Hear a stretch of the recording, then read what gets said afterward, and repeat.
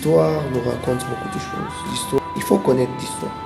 Quelqu'un d'intelligent pouvait dire, pour qu'un pays puisse se développer, il faut que sa population puisse comprendre son histoire, savoir d'où elle a été tirée jusque là où elle se trouve. L'histoire est très intéressante. Vous savez vous-même, nos amis, nous les Africains, avant la colonisation, avant l'esclavagisme, on avait aussi une histoire. Nous ne sommes pas venus de nulle part. Il y avait nos histoires. Quand ils étaient venus, la plupart avaient brûlé ça. La plupart veulent nous faire croire que nous n'avons pas d'histoire.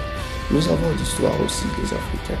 Aujourd'hui, on va parler de la République démocratique du Congo, qui est différent de la République du Congo. Deux pays voisins. Vous savez vous-même comment ça s'était passé en 1885. L'Afrique a été partagée comme une pizza dans la conférence de Berlin. Oh oui, l'Afrique a été partagée comme une pizza. Il s'est dit, moi je vais prendre ça, moi je vais prendre ça, moi je vais prendre ça. Allons-y au nom de la colonisation, au nom de la modernisation, allons en Afrique. Prenons le pays des Africains. Et pourtant, avant, nos ancêtres vivaient en paix. Ils vivaient avec leurs singes, leurs gorilles, leurs éléphants, ainsi de suite. Mais ils étaient venus au nom de la mondialisation pour coloniser les gens qui nous ressemblent, les gens qui ont la même couleur que nous. Vous savez comment ça se passe.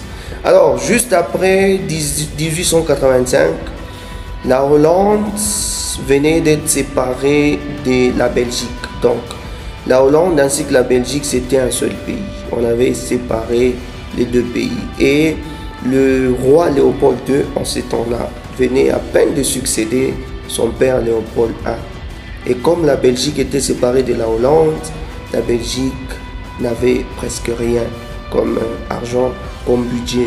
Alors il fallait créer de moyens alternatifs, enfin de produire de l'argent pour remplir la caisse de l'État. Alors le roi Léopold II proposait à ses confrères enfin de venir coloniser la RDC.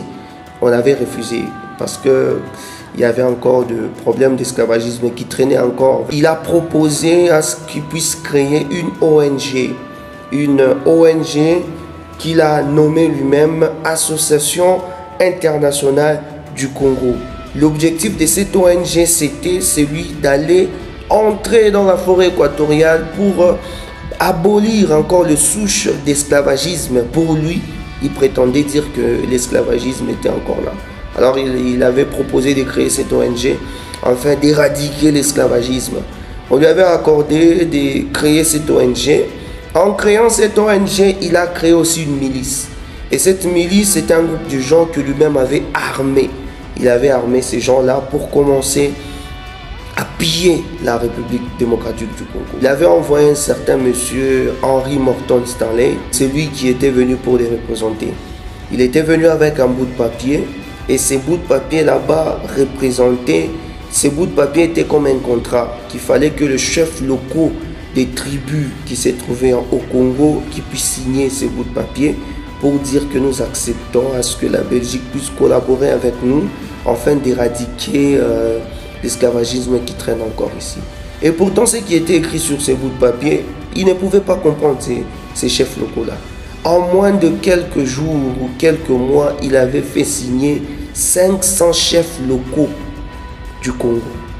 Et l'entièreté du Congo était sous la domination d'un certain monsieur appelé Léopold II, que lui-même n'avait jamais foutu ses pieds au Congo. Il avait pris possession. Vers ces années là-bas, 1800, la révolution industrielle était à son pic, surtout dans l'automobile. On commençait peu à peu à fabriquer des voitures automobiles qui demandaient beaucoup de caoutchouc pour la fabrication de pneus. Les techniciens, les ingénieurs vont comprendre. La fabrication de pneus, il faut beaucoup de caoutchouc. Le roi Léopold II avait une machine de production du caoutchouc. Où le Congo, c'est un pays qui possède le caoutchouc, l'ivoire, beaucoup de choses qu'il pouvait retrouver ou trouver en RDC. C'était une machine de production pour lui. Alors il a commencé à faire travailler les Congolais. Avec sa milice qui était là sur terrain, qu'est-ce qu'ils ont dit? Ils ont dit aux Congolais que chaque jour vous devez nous donner un quota de caoutchouc. Chaque Congolais, imaginez-vous un peu, Il vient vers vous au nom de quoi? Ils arrivent chez vous au nom de quoi? Ils disent que venez, nous allons vous aider au nom de quoi? Signez ce bout de papier au nom de quoi? Et par après, commence à vous dire, vous devez apporter un quota de caoutchouc chaque jour. Et tout celui qui n'apportait pas ces quotas de caoutchouc, au début, on lui arrachait sa femme. On lui arrachait sa femme pour lui pousser à travailler, à apporter les quotas de caoutchouc. Avec le temps, on commençait à couper le main des Congolais.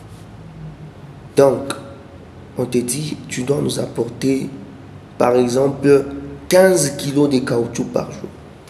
Si tu n'atteins pas ces quotas-là, on te coupe la main. Quelle atrocité! Quel cœur!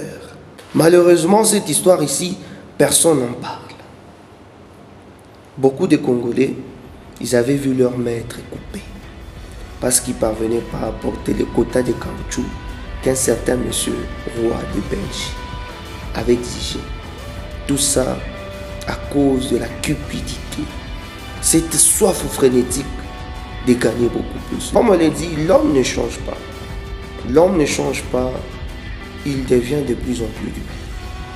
Pour savoir là où nous partons, regardons d'où nous venons. Pendant qu'on coupait le main des Congolais, les missionnaires étaient là. Les missionnaires, les évangélistes, ils étaient là. Ils étaient venus prêcher la parole de Dieu. Ils voyaient ces choses-là, mais ils ne disaient rien. Évangélisez les Noirs jusqu'à la moelle des os, afin qu'ils ne se révoltent jamais contre les injustices que vous leur ferez subir. Faites-leur réciter chaque jour, heureux ceux qui pleurent, car le royaume des cieux leur appartient. Convertissez les Noirs au moyen des chicottes. Gardez leurs femmes à la mission pendant 9 mois, afin qu'elles travaillent pour vous. Courtisez-les s'il le faut, et exigez ensuite à ces convertis qu'ils offrent en signe de reconnaissance des bonnes viandes, poules, coqs et œufs, chaque fois que vous visitez leur village. Faites tout pour éviter que les Noirs ne deviennent riches.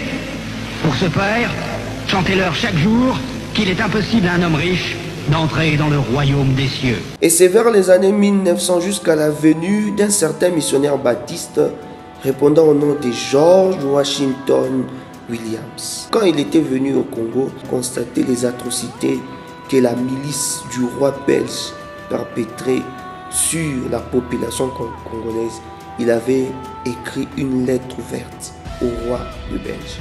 Et c'est vers les années 1908 que la Belgique retira le Congo du main de Léopold II, et c'est alors que la colonisation a commencé. Personne n'en parle de cette histoire. La manière dont on taxe Idi Amin Dada, l'ancien président ougandais, on les taxe de ceci, de cela. La manière dont on taxe Hitler Adolphe, tout ce qu'il a fait là-bas. Tout ça, ce n'est pas que nous encourageons ce qu'ils ont fait, mais la manière dont on parle d'eux. Pourquoi on n'en parle pas de ce que Léopold II avait fait? Et presque 100 ans après, l'actuel roi de Belge, si c'est Philippe, je crois, des choses pareilles, il était venu s'excuser auprès du président congolais. Il s'était excusé. Les Africains ne sont pas des sous-hommes. Lorsque l'Allemagne avait commis des atrocités lors de la Première Guerre mondiale et de la Deuxième Guerre mondiale, les Allemands ont payé les Juifs. Les Allemands ont payé les Juifs. Ils ont remboursé tous les dégâts matériels causés dans des familles juives. Ils ont payé les Juifs pendant beaucoup d'années. D'ailleurs, je vous rappelle qu'à la fin de la Première Guerre mondiale, l'Allemagne était en train de payer toutes les atrocités qu'ils avaient commises. Et quand Hitler Adolphe avait pris le pouvoir, il avait commencé par refuser de payer ces dettes-là. Mais quand c'est les Africains, quand c'est les Noirs, là, il n'y a pas de problème. Au nom de la liberté, les Noirs sont des sous-hommes, on n'en fait pas. Personne n'en parle. Le roi Léopold II, c'est un boucher africain. Presque 10 millions de Congolais étaient morts. C'était la moitié de la population congolaise. En ce temps-là, au Congo, il y avait presque 20 millions de personnes. Presque 10 millions de personnes avaient vu leur vie être retirée, leurs mains coupées, les autres ont tué comme ça. Parce qu'ils n'apportaient pas les quotas de caoutchouc qu'on leur exigeait. Personne n'en parle. Mes amis, pour savoir là où nous partons, regardons d'où.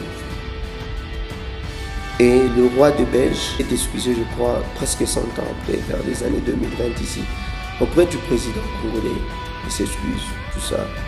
Que nous excusons, au lieu même de reconnaître. Quand c'est les autres là. Merci beaucoup mes amis, merci beaucoup mes amis. C'est toujours avec un réel plaisir. N'oubliez pas de faire ceci si vous avez apprécié. Waouh! Avançons seul. Au revoir.